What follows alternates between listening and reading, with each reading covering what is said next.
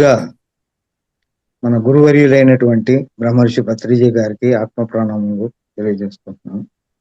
అలాగే మహా Avatar foundation TV channel వాళ్ళకి, అలాగే లలితా మేడం గారికి కూడా ఆత్మ ప్రణామములు తెలియజేసుకుంటున్నాను.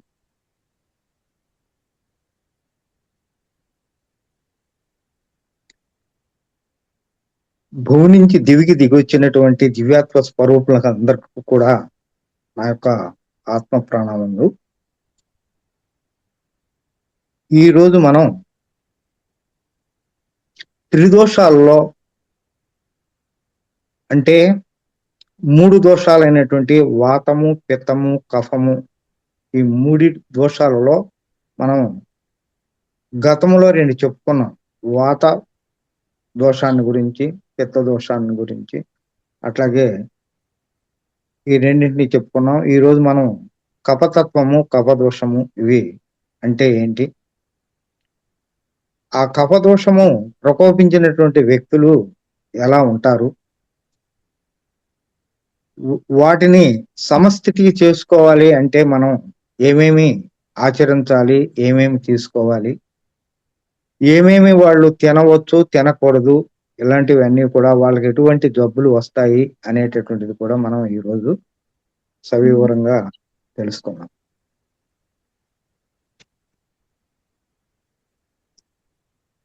ఈ ప్రకృతి పంచభూతాల యొక్క కలయికనేటువంటిది మనందరికీ తెలుసు. అలాంటి పంచభూతాల తత్వాలు మనలో కూడా ఉన్నాయి. వీటిల్లో ముఖ్యంగా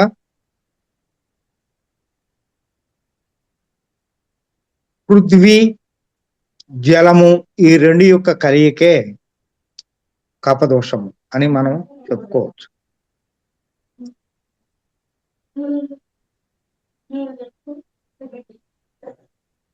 ఈ యొక్క భూమి అంటే ఈ మట్టి, జలము, నీళ్లు కలిస్తే ఏమవుతుందండి? బురద అవుతుంది.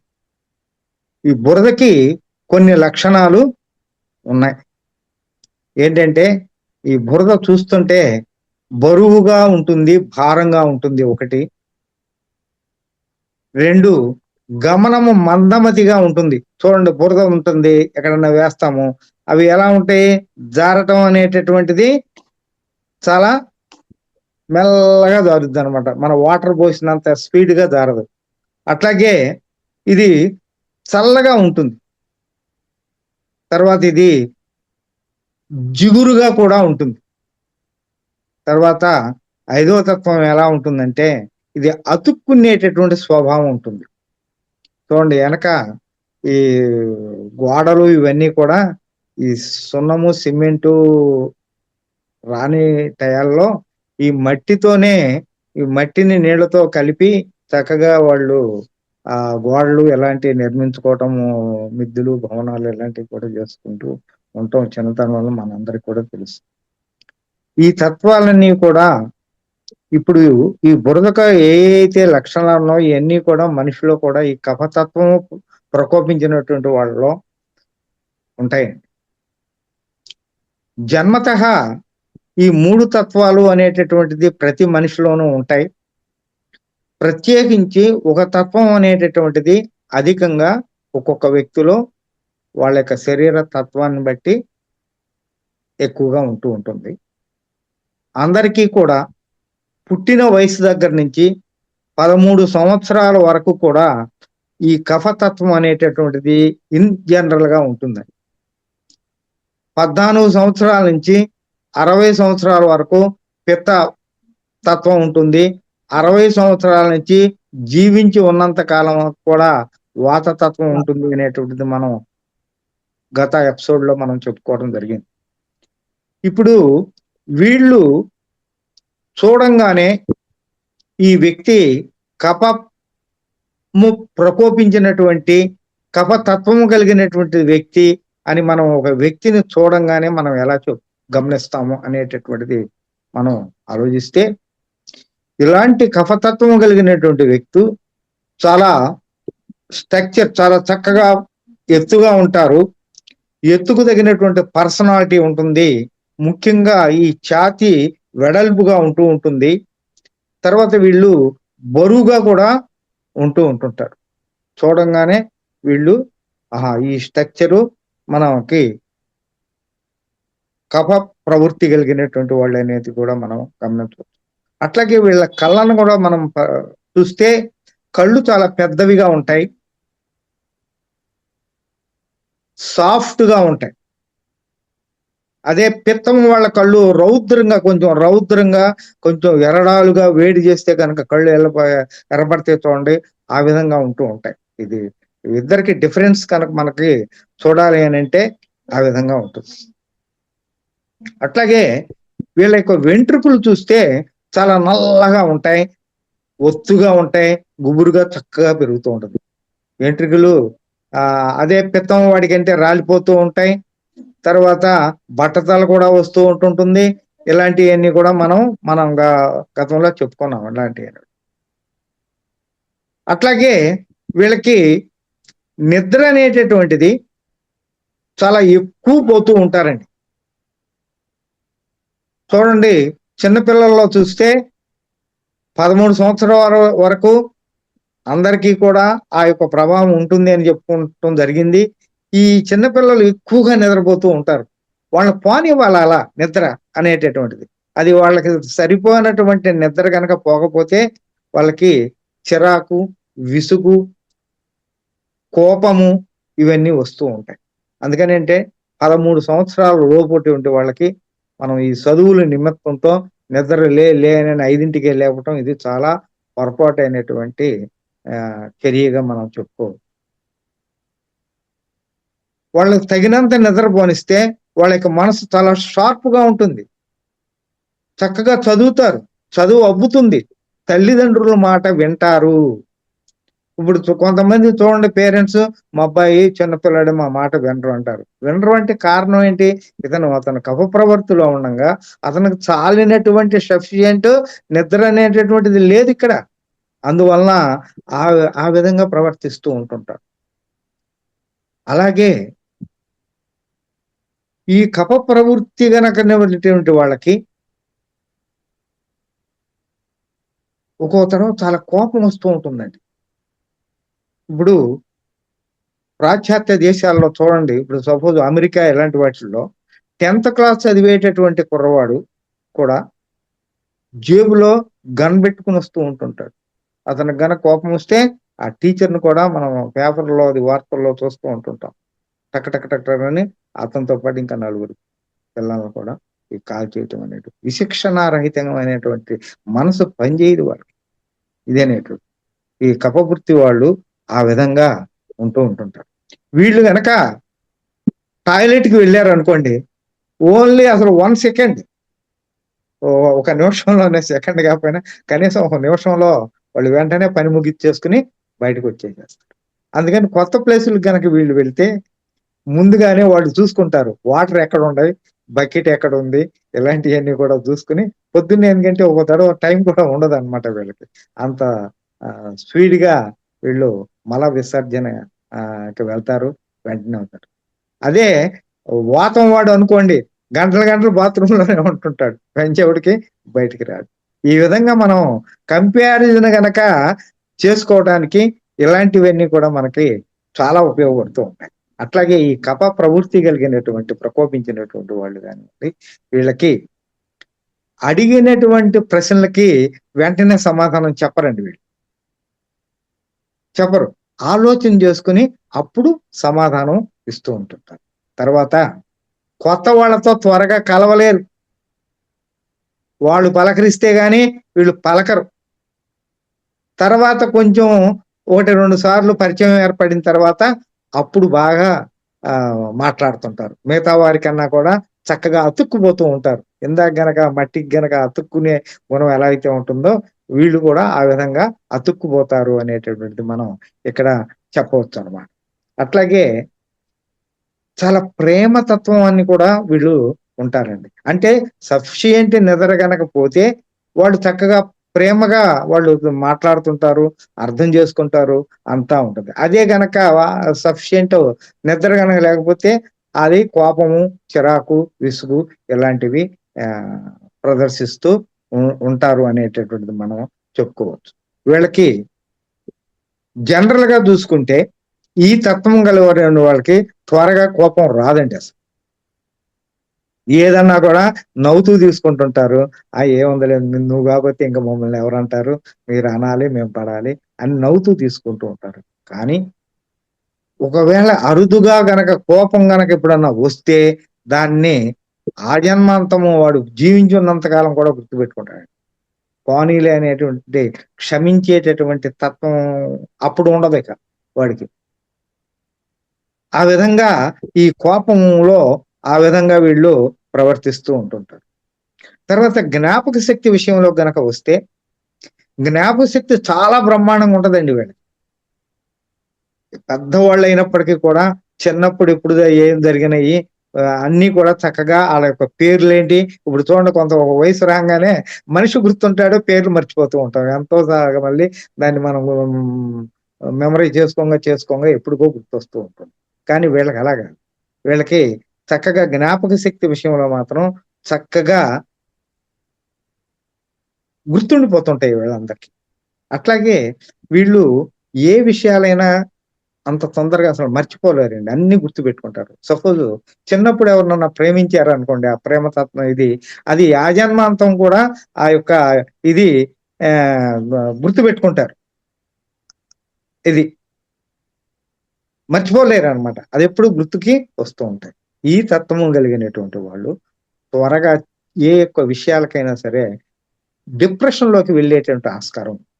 అది ఏదన్నా జరగరానిది గనక జరిగితే మనస్సు బాధించి వీళ్ళు త్వరగా డిప్రెషన్ కి వెళ్ళేటటువంటి ఆస్కారం.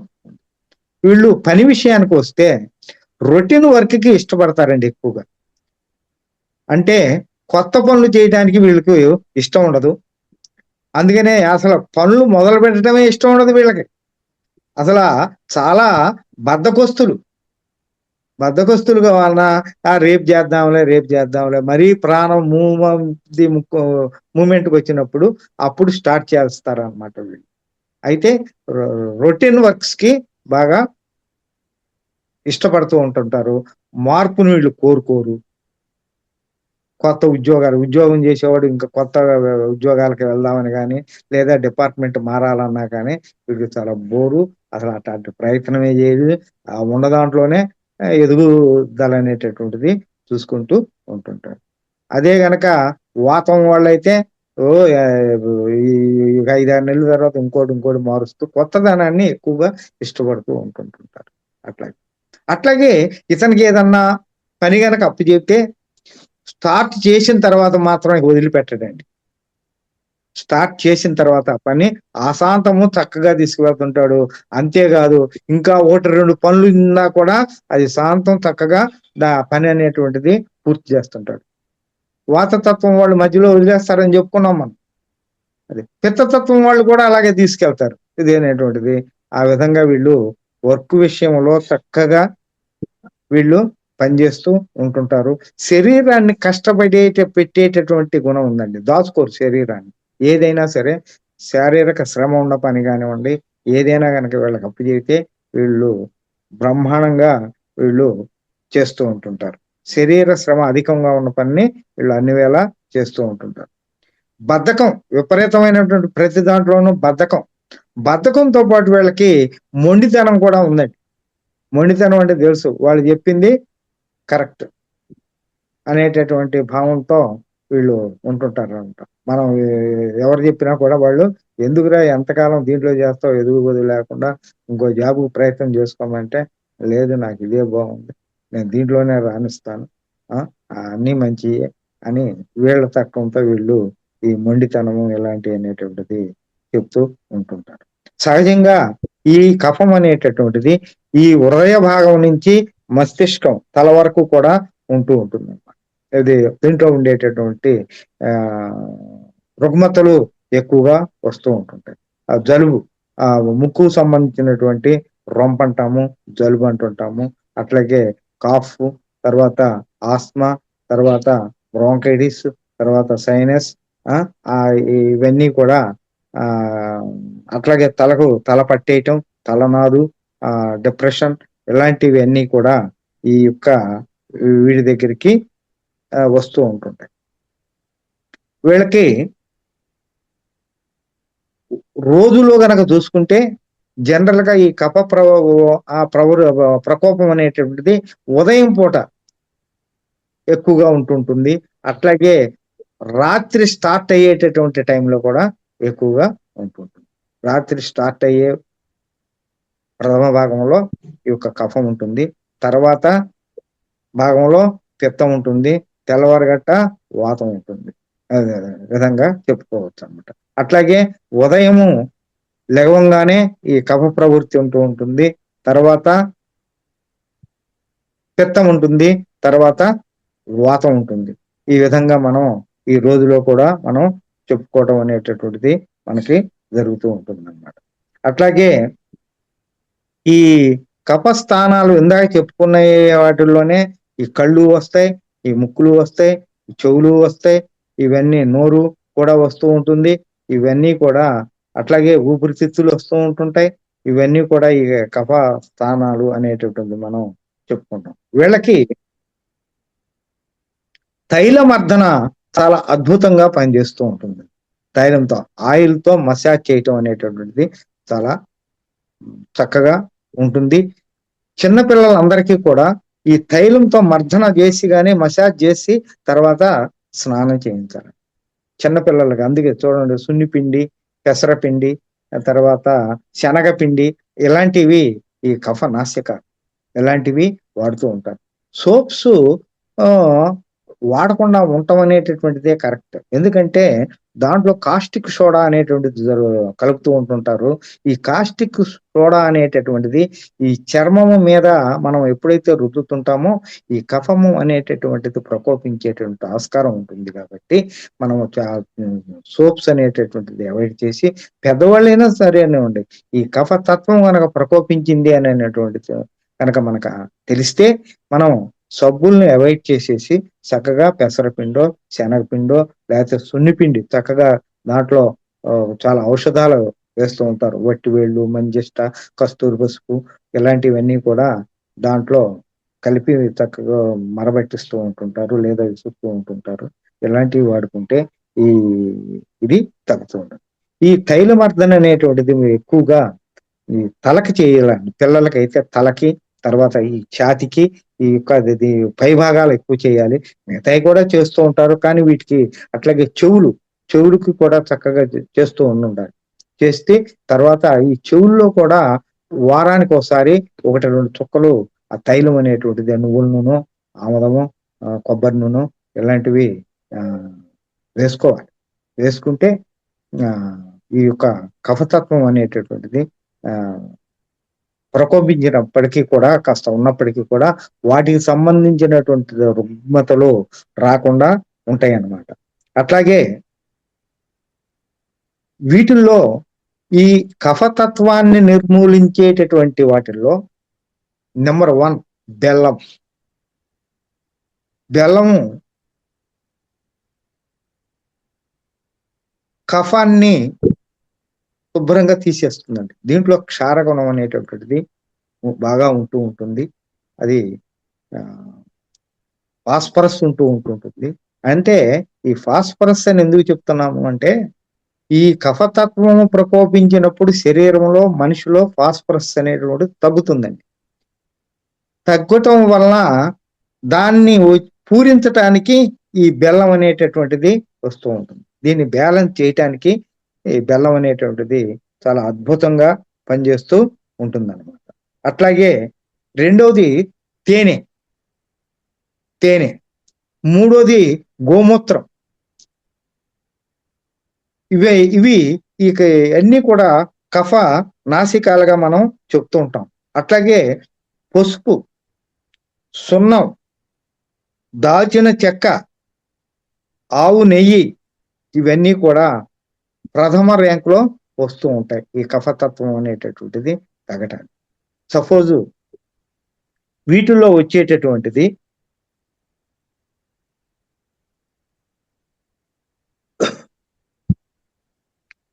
ముక్కులు కారుతూ ఉంటాయి.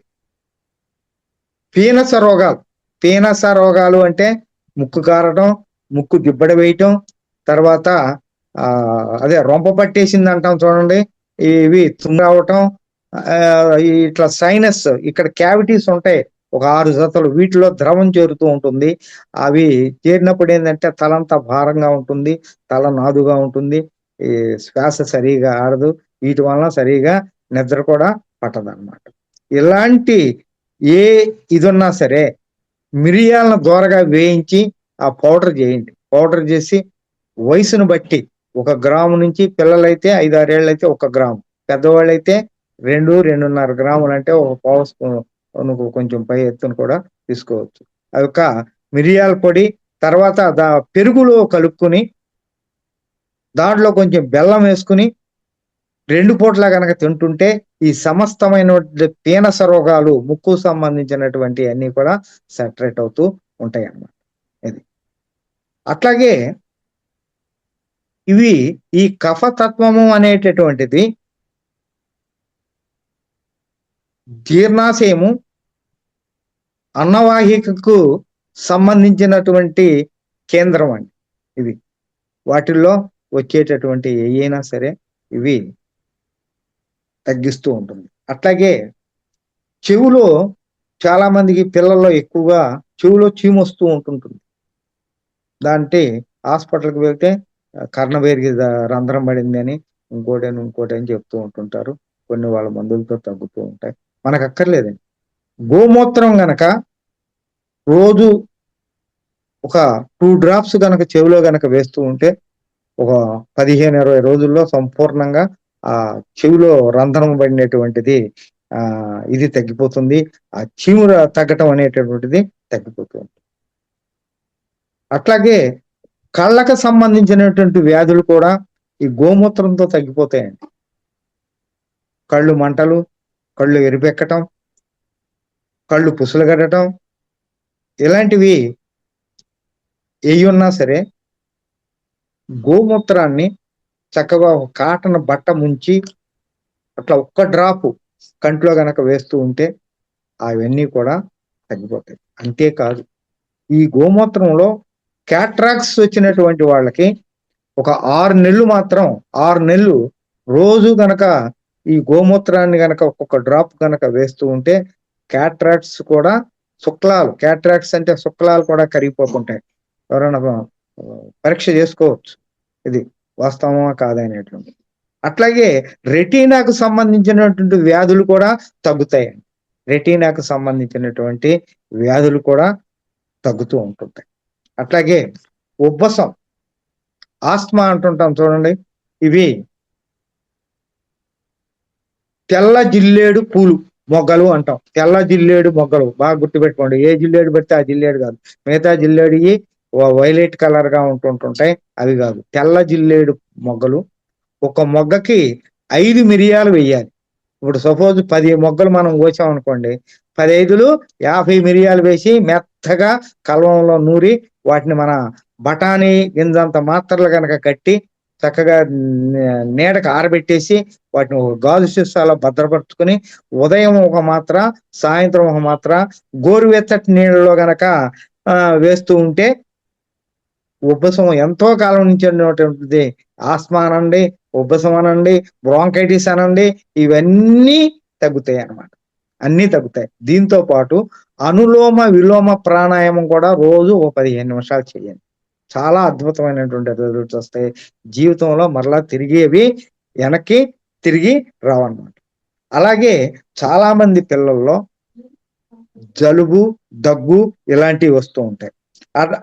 అలాంటి వాళ్ళు దాల్చిన చెక్క పౌడర్ వయసును బట్టి 1 గ్రాము నుంచి 2 గ్రాముల వరకు అవి, తర్వాత తేనె, ఈ 2 గనక కలిపి రోజు ఉదయము సాయంత్రము గనక పుచ్చుకుంటే ఆ యొక్క జలుబు, దగ్గు అనేటటువంటివి తగ్గిపోతాయండి. అట్లాగే కొంతమంది ఈ దగ్గు లేకపోయినప్పటికీ ఆయాసపడుతూ ఉంటుంటారు. వాళ్ళకి మంచి పసుపులో తేనె కలుపుకొని చక్కగా 2 పూటల గనక కాస్త నాకుతూ ఉంటే వాళ్ళకి ఈ ఆయాసం అనేటటువంటిది తగ్గిపోతూ ఉంటుంది. అట్లాగే ఇంకా జలుబు, దగ్గులు అనేటటువంటివి ఉంటే తులసాకుల్లో కృష్ణ తులసి కాండము ఎర్రగా ఉంటుంది. అట్లాగే 2 చిటికెలు మంచి కొట్టుకున్న పసుపు, అట్లాగే దాంట్లో ఒక 5 మిరియాలు, ఇవన్నీ కూడా కషాయం కాయాలి. ఒక గ్లాసులో నీళ్ళలో వేసి సగంగా గ్లాస్ అయ్యే వరకు మరిగించి వాటిలో ఒక కప్పు సగం ఒక తడవ తీసుకోవటం, మిగతాయి అప్పుడు ఒక స్పూను అప్పుడో స్పూను సాయంత్రం దాకా తీసుకోవటం. ఈ విధంగా కనుక 2-3 రోజులు కనుక చేస్తే ఈ జలుబులు కానివ్వండి, ఈ దగ్గులు కానివ్వండి, ఇలాంటివి బాగా తగ్గిపోతూ ఉంటుంటాయి. అట్లాగే పిల్లల్లో ఈ కొంతమంది ఈ రొప్పు ఆయాసం ఇది వచ్చి డొక్కలు ఎగరేస్తూ ఉంటుంటారు. వీళ్ళకి మరి వెంటనే గనక తీసుకెళ్తే ఆసుపత్రిలో నెఫ్లైజర్ పెట్టడము చాలా హంగామా జరుగుతూ ఉంటది. ఒక్క స్పూను గనక గోమూత్రాన్ని గనక తాగిస్తే ఒక్క రోజులో కంట్రోల్ అయిపోతుంది. గోమూత్రంలో అంత అద్భుతమైనటువంటి శక్తి. అయితే గోమూత్రం అంటే జెర్సీ ఆవులు కాదు సుమా, స్వచ్ఛమైనటువంటి నాటు ఆవు అయి ఉండాలి. నాటు ఆవుకి ఏంటి గుర్తంటే వాటికి మోప్రం ఉంటుంది. అది హర్యానా ఆవా లేకపోతే గిరి ఆవా ఇంకో ఆవా అనేది మనకు దేనికైతే మూత్రం వెనకాల అట్లా ఎత్తుగా నందికి ఉన్న మూత్రం లాగా ఉంటుంది. అది నాటు ఆవు కింద మనం పరిగణించుకోవచ్చు. దాని మూత్రాన్ని మనం గనక ఒక స్పూన్ గనక అది పట్టేటప్పుడు ఏంటంటే ఎర్లీ మార్నింగ్ కొంచెం వదిలిన తర్వాత మధ్యలో మూత్రాన్ని పట్టుకోండి. ఒక గాజు సీసాలో గనక నిల్వ చేసుకుంటే 2-3 రోజులు కూడా దాన్ని వాడుకోవచ్చు అనమాట. ప్లాస్టిక్ వాటిలో మాత్రం చేయకూడదు అనమాట. అట్లాగే ఈ పిల్లల్లో ఇంకా ఈ దగ్గు, జలుబు ఇలాంటివి వచ్చినటువంటి అప్పుడు ఒక 5 ml తమలపాకుని చక్కగా రసం తీయండి, దాంతో తేనె కలపండి. ఓ 5 ml తాగిస్తూ ఉంటే 2 పూటలు తాగిస్తూ ఉంటే జలుబు, దగ్గులు అలాంటివి తగ్గిపోతుంది. అదే పెద్దవారికి అయితే దగ్గు వస్తుంది, కరక్కాయ త్రిఫలాల్లో చెప్పుకున్నాం, కరక్కాయి, తానికాయి, ఉసిరికాయ అని. వీటిలో కరక్కాయి కాస్త కాల్చండి, స్టవ్ మీద కాలిస్తే కరక్కాయలో ఉన్నటువంటి గుణాలన్నీ కూడా బయటకు వచ్చేస్తాయి, ఔషధ గుణాలు. అవి ఆ పెచ్చులు ఆ గింజ తీసేసి ఆ పెచ్చుల్ని కాస్త బుగ్గన పెట్టుకుని మనం చప్పరిస్తూ ఉంటే పెద్దవాళ్ళకి ఇవి తగ్గిపోతూ ఉంటాయి. అట్లాగే కొంతమంది పిల్లల్లో ఈ జలుబు, దగ్గులతో పాటు జ్వరం కూడా వస్తూ ఉంటది. ఈ 3 కలిసే ఉంటాయి. పెద్దవాళ్ళకేంటి, చిన్నపిల్లలకేంటి, పెద్దవాళ్ళకేంటి. ఒక 10 వేపాకులు తీసుకోండి. 10 వేపాకులు, 5 మిరియాలు, ఒక పావు స్పూను మంచి పసుపు, ఈ 3టిని కలిసి కషాయం కాసండి. చక్కగా ఒక గ్లాసు నీళ్ళలో వేసి దాన్ని ఒక అరగ్లాసు అయ్యేటట్టుగా చేసి దాన్ని 3 భాగాలుగా చేసి ఉదయము, మధ్యాహ్నము, సాయంత్రము ఈ విధంగా మనం ఇస్తే ఈ జలుబు, దగ్గు, దాంతోపాటు ఈ జ్వరం ఇవన్నీ కూడా తగ్గుతూ ఉంటాయి అన్నమాట. అట్లాగే ఈ యొక్క త్రిఫలాలు చూర్ణం అనేటటువంటిది త్రిదోషాలని కూడా తగ్గించేటటువంటి గుణం ఉందండి.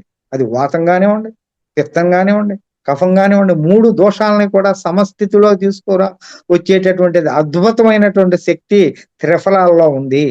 అయితే అనుపానం మార్చటం.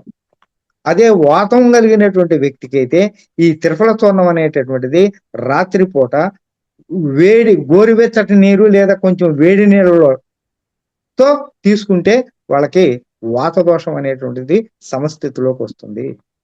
అదే పిత్తము ప్రకోపించినటువంటి వాళ్ళకి మధ్యాహ్నం పూట మజ్జిగతో తీసుకుంటే పల్చటి మజ్జిగతో తీసుకుంటే ఈ పిత్త దోషం అనేటువంటి సమస్థితిలోకి తీసుకొచ్చేటువంటి గుణం త్రిఫల చూర్ణానికి, త్రిఫలాలకు ఉంది. అట్లాగే ఈ కఫ దోషాన్ని ఇప్పుడు మనం చెప్పుకునేటటువంటి కఫ దోషం ఉన్నటువంటి వాళ్ళకి ఈ త్రిఫల చూర్ణాన్ని ఉదయం పూట తేనెతో తీసుకుంటే ఈ కఫ దోషం అనేటువంటిది నిర్మూలిస్తూ ఉంటుంది. అట్లాగే ఈ 3 దోషాలని సమస్థితిలో చేసేటటువంటిది తులసి కూడానండి. తులసిలో కూడా అలాంటి అద్భుతమైనటువంటి శక్తులు ఉన్నాయి. పలుసని మజ్జిగలో కూడా అలాంటి అద్భుత శక్తులు ఉన్నాయి. అట్లాగే పెద్ద ఉసిరి వాటిల్లో కూడా ఉసిరి అంటే ఇదే, దీంట్లోనే ఇప్పుడు త్రిఫలాల్లోనే ఉసిరి కూడా ఒక పార్ట్ కాబట్టి దానికి కూడా ఈ యొక్క లక్షణాలు ఉన్నాయన్నమాట. దాంతోపాటు ఇప్పుడు ఈ ప్రపంచములో ఉన్నటువంటి అన్ని వ్యాధుల్ని కూడా ఈ యొక్క మహర్షులు ఏం చేశారంటే మనకు సరళంగా 3 కేటగిరీలుగా విభజించారు. సమస్తము ఈ త్రిదోషాల్లోనే ఇమిడి ఉన్నాయి. వెనక చూడండి, డాక్టర్స్ ఈ అల్లోపతి వైద్యం ఇంత ప్రాముఖ్యత చెందనప్పుడు నాటు వైద్యులు, ఆయుర్వేదిక వైద్యులే వైద్యం చేస్తూ ఉండేవాళ్ళు. వాళ్ళు మనం ఏమీ చెప్పకుండానే నాడి చూసి వీళ్ళకి వైద్యం చేసేవాళ్ళు. అంటే నాడి చూడటంలో పరమార్థం ఏంటంటే ఇతను వాతం వైపు ఇతనికి ప్రకోపించిందా, పిత్తం ప్రకోపించిందా, లేదా కఫం ప్రకోపించిందా అనేది వాళ్ళకి ఆ నాడి యొక్క నడవడికని బట్టి వాళ్ళు తెలుసుకుని దానికి సంబంధించినవి ఇస్తే అతనికి ఉన్నటువంటి ఆ వాతానికో, పిత్తానికో, కఫానికో చెందినటువంటి సమస్త రుగ్మతలు కూడా సమస్థితిలోకి వస్తూ ఉంటుంటాయి. ఇప్పుడు కూడా ఎక్కడన్నా అరుదుగా ఉంటుంటారు ఈ ఇట్లా చూసి వైద్యం చేసేటటువంటి వాళ్ళు. ఇదివరకు నాకు తెలిసినంత వరకు గుంటూరు, హైదరాబాద్ నుంచి ఆయన పేరు ఏదో ఉందో, రామారావు గారు ఏదో ఉంది, ఆయన వచ్చి మనం ఏం చెప్పక్కర్లేదు, మీరేం చెప్పక్కర్లేదు, కూర్చోమనేవాడు. కూర్చోమని ఇట్లా జస్ట్ 1/2 సెకండ్, ఒక 1/2 మినిట్ చూసేవాడు అట్లా పట్టుకొని వరుసనే లిస్ట్ చెప్పేసేసేవాడు. నీకు ఇదిగో పలానా పలానా పలానా ఇవి ఉన్నాయి అనేటువంటిది. వాళ్ళు ఏంటంటే ఇందాక మనం చెప్పుకున్నటువంటి విధంగా ఫేస్ రీడింగ్ చూసి, ఆ స్ట్రక్చర్ ను చూసి, ఆ నాడిని చూసి వెంటనే అతనికి ఉన్నటువంటి రుగ్మతలన్నీ కూడా చెప్పేసేవాళ్ళు. అట్లాగే ఆహార నియమాలు, జబ్బులన్నీ కూడా మనం తినేటటువంటి ఆహారం మీదే ఆధారపడి ఉన్నాయి. ఆహారాన్ని గనక ఎవరైతే చక్కగా మితంగా ఏది తినాలో అది గనక తింటూ ఎప్పుడు తినాలో అప్పుడు తెలుసుకొని ఆ మహర్షులు చెప్పినటువంటి ఆరోగ్య సూత్రాలను గనక మనం పాటిస్తూ తూచా తప్పకుండా గనక మనం అనుసరిస్తే అసలు జబ్బులు బారిన పడేటటువంటి ఆస్కారమే లేదు. అంతా కూడా వైజ్ఞానికత ఎంతో ఉంది. ప్రతి ఒక్క విషయంలో వాళ్ళు చెప్పారు అంటే దాని వెనక సైన్స్ దాగి ఉంది. అవి ఇప్పుడు మన వాళ్ళు అర్థం చేసుకోకుండా ఉన్నారు. అట్లాగే వీరికి కారము, వగరు, చేదు అనేటటువంటిది చాలా ఎక్కువగా తీసుకోవచ్చు, వాళ్ళకి సూట్ అవుతూ ఉంటాయి. అట్లాగే ఈ కఫతత్వం కలిగినటువంటి వాళ్ళకి తీపి, పులుపు, ఉప్పు అనేటువంటిది ఎంత తగ్గిస్తే అంత మంచిదండి. ఎంత తగ్గిస్తే అంత మంచిది. అట్లాగే కూరగాయల విషయానికి వస్తే బీర, పొట్ల, కాకర, వంకాయ, బెండకాయ, క్యాబేజీ, కాలీఫ్లవర్, కొత్తిమీర, పాలకూర, ముల్లంగి, గోంగూర, తోటకూర, మొక్కజొన్న, సోంపు, పచ్చిమిరపకాయలు ఇవన్నీ కూడా హితకరమైనటువంటివి, చక్కగా తీసుకోవచ్చు, వీళ్ళకి మేలు చేస్తూ ఉంటాయి. అట్లాగే టమాటా, చిలకడ దుంప, దోసకాయ, గుమ్మడికాయ, అరటికాయ వీళ్ళంతా కూడా వీటిని చాలా అరుదుగా తీసుకోవాలి. ఓ రకంగా వీళ్ళకి సరిపడవు అనేటటువంటిది కూడా మనం చెప్పుకోవచ్చు. వీటితో పాటు సొరకాయని కూడా చేర్చుకోవచ్చు. అట్లాగే వీళ్ళు ఎక్కువగా గనక చిన్న పిల్లలు ఎక్కువ తరచుగా ఈ జలుబులు, ఈ ముక్కు గారటాలు, ఈ రొంప వీటికి దాని మీద ఛాతీలో గురగురమంటం ఇలాంటివి జరుగుతూ ఉంటాయి. వాళ్ళకి గనక మనం పెరుగులో కొంచెం బెల్లం గనక, బెల్లం అంటే ఇప్పుడు మార్కెట్లో దొరికేటటువంటిది ఈ పంచదారని రీసైక్లింగ్ చేసి వేసి బెల్లం, అది పనిచేయదండి. చక్కగా మీరు పంచదార కలవనటువంటి బెల్లాన్ని ఎక్కడ దొరుకుతుందో ఈ ఆర్గానిక్స్ అలాంటివి కొంతమంది చేసేటటువంటి వాళ్ళు ఉంటారు. 10 రూపాయలు తెచ్చైనా సరే అవి సుమారు 100 రూపాయలు అలా ఉంటుంటుంది. మార్కెట్లో 70-60 రూపాయలకి వస్తూ ఉంటుంటాయి. అవి కాకుండా అలాంటి బెల్లాన్ని గనక చక్కగా దాంట్లో వేసుకోవటం, అవి గనక ఆ బెల్లంలో గనక ఈ పెరుగులో గనక బెల్లాన్ని కలిపి తినిపిస్తూ ఉంటే ఈ తత్వం మెల్లగా మారిపోయి ఆ జలుబులు, దగ్గులు అనేటువంటిది రాకుండా ఉంటారు. పిల్లలకి అలా చేయాలి. తర్వాత వీళ్ళకి పసుపు ఇందాక చెప్పుకున్నటువంటి విధంగా, అట్లాగే ఏదైనా గోమూత్రం బాగా వచ్చినప్పుడు గోమూత్రం కూడా వేసుకోవచ్చు. ఇలాంటివి కూడా మనం చేసుకుంటే వాటి నుంచి, అట్లాగే తులసి ఆకు, కృష్ణ తులసి ఆకు, పసుపు, సొంటి ఇవన్నీ కూడా, ఈ యొక్క తేనె ఇవన్నీ కూడా ఈ కఫ నాసికాలు అన్నమాట. ఇవి ముఖ్యంగా బెల్లం అనేటప్పుడు పరమ స్థానంలో మనం చెప్పుకోవచ్చు అన్నమాట. ఈ విధంగా మనం గనక ఆచరిస్తూ ఉంటే మనం ఈ కఫతత్వ బారిని పడకుండా, ఒకవేళ కఫతత్వం ఉన్నటువంటప్పుడు కూడా దాన్ని చక్కగా మనం సమస్థితికి తీసుకురావడానికి ఇప్పుడు చెప్పుకున్నయన్నీ కూడా ఉపయోగపడుతూ ఉంటాయి. దీంతో పాటు ఖచ్చితంగా బాడీకి కాస్త కోస్తో ఈ ఇప్పుడు ఎక్సర్సైజెస్, ఈ పిత్త స్వభావం ఉన్నటువంటి వాళ్ళకి కూడా ఎక్సర్సైజ్ అవసరం. అయితే ఎక్సర్సైజ్ చేయటానికి ఇష్టపడరు. ఇష్టపడరు కానీ వీళ్ళకి ఎంత చేసినప్పటికీ కూడా బాగా చెమటలు కారేటప్పుడు అంతవరకు కూడా వీళ్ళు చెయ్యొచ్చు. ఒక ఆరోగ్యం సమస్థితిలో ఉండాలి అంటే ఒక మందులే కాకుండా వాళ్ళ యొక్క జీవన విధానం కూడా సక్రమంగా ఉండాలి. మనం చాలా వాటిల్లో చెప్పుకుంటున్నాం. జీవన విధానం బాగుండాలి. శారీరకమైనటువంటి పెద్దవాళ్ళకైతే శారీరక ఎక్సర్సైజు ఆ వయసును బట్టి, వాళ్ళ యొక్క శరీరం సహకరించేదాన్ని బట్టి ఆ ఎక్సర్సైజ్ కూడా చేస్తూ ఉండాలి. దాంట్లో పాటు ఆహార నియమాలు పాటించాలి. ఎవరైతే ఈ 3 గనక తప్పకుండా ఆచరిస్తుంటారో వాళ్ళు రోగాల బారిన పడేటటువంటి ఆస్కారం అసలు లేనే లేదండి. కాబట్టి ఇవన్నీ కూడా చక్కగా మీరు గ్రహించి, ఆచరించి ఇలాంటి వీటి నుంచి మనం మన శరీరాన్ని కాపాడుకుంటూ, మన అంతిమ లక్ష్యమైనటువంటి ఆత్మ జ్ఞానాన్ని పొందాలి అనంటే మనం ఈ శరీరం అనేటువంటిది చక్కగా సహకరించాలి. దానికి ధ్యానం అనేది నిరంతరము చెయ్యాలి. ఎన్ని విద్యలు ఎంత చదువుకున్నప్పటికీ కూడా ఈ ఆత్మ విద్య అనేటటువంటిది లేకపోతే అది గుండు సున్నా అండి. దానికి ఉదాహరణ ఏంటంటే నారదులు వారట 64 విద్యలు కళలు నేర్చుకున్నారట. కానీ అతనికి మనశ్శాంతి కరువయిందట. ఏంటబ్బా ఎన్నైతే కళలున్నాయో, విద్యలున్నాయో అన్నీ నేర్చుకున్నాను. కానీ నాకు ఈ మనశ్శాంతి అనేటువంటిది అయినప్పటికీ కలగటం లేదనేటటువంటి దుఃఖం చెంది అతను ఈ యొక్క 64 కళలకు సంబంధించినటువంటి పుస్తకాలన్నీ కూడా ఒక మూటగట్టి తల మీద పెట్టుకుని ఒక గురువు గారి దగ్గరికి వెళ్ళారంట. సనత్ కుమారులు గురువు దగ్గరికి వెళ్ళి సాష్టాంగ నమస్కారం చేశాడంట. చేసి స్వామి నేను 64 కళల విద్యల్ని అభ్యసించాను. కానీ నాకు మనశ్శాంతి అనేటటువంటిది లేదు. దీనికి పరిష్కార మార్గం అనేది అంట. అయ్యా దీనికి పరిష్కారం కావాలి అంటే ఆత్మ విద్య, బ్రహ్మ విద్య నేర్చుకోవాలి అన్నాడట. బ్రహ్మ విద్య అంటే ఏంటి అనంట. అదే ఆత్మ జ్ఞానము అన్నాడట. ఆత్మ జ్ఞానం ఎలా వస్తుందని అడిగాడంట. జ్ఞానం వల్ల వస్తుంది అని చెప్పాడట. జ్ఞానం ఎలా వస్తుంది అన్నాడట. ధ్యానం చేస్తే వస్తుంది అనేటటువంటిది చెప్పాడట. మరి ఆ ధ్యానము అనేటటువంటిది ఏ ధ్యానం చెయ్యాలి అనేటటువంటిది అతనికి డౌట్ వచ్చిందంట. అప్పుడు పార్వతీ తల్లి పరమేశ్వరుని అడిగినప్పుడు అయ్యా స్వామి నిన్ను త్వరగా చేరుకోవాలి అంటే, నిన్ను ఆశ్రయించాలి అంటే ఏ విధమైనటువంటి ధ్యానం ఎలా చెయ్యాలి అంటే అప్పుడు ఆయన 112 ధ్యానని ఆయన బోధించాడట. దాంట్లో ఆనాపాన సతి అనేది మొట్టమొదటి ఉందంట. భైరవ తంత్రము శాస్త్రము అనేటటువంటిది బుక్ లో ఈ యొక్క 112 యొక్క ధ్యాన పద్ధతుల్ని వాళ్ళు వివరించారట. మన పత్రిజీ గురువు గారు అయినటువంటి పత్రిజీ గారు ఈ ఫస్ట్ లో ఉన్నటువంటి ఈ ఆనాపానసతిని అడాప్ట్ చేసుకుని మనకు బోధించారనమాట. మనం చేసేటటువంటిది ఉశ్వాస నిశ్వాసాలను గమనించడం అనేటటువంటిది అదే మనం అవలంబిస్తున్నాం. చాలా మందికి డౌట్ ఏ ధ్యానం చేయాలి, ఎలా చేయాలి, రకరకాల ధ్యాన పద్ధతులు ఉన్నాయి కదా అని.